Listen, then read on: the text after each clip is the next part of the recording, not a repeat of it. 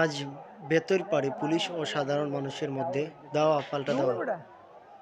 বেতর নদীর মাছ লুটপাট করেছে সাধারণ জনতা।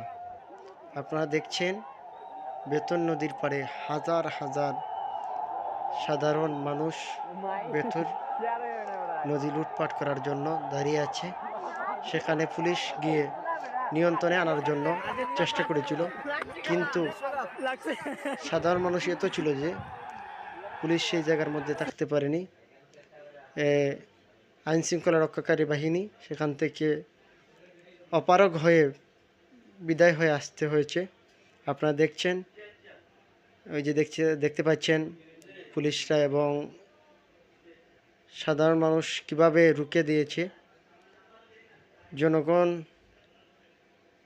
এমনভাবে ধাওয়া দিয়েছে, পুলিশ লাস্ট মুহূর্তে সে জায়গা থেকে বাধ্য হয়ে ফিরে আসতে হয়েছে। আপনারা দেখছেন ভেতর পাড় থেকে।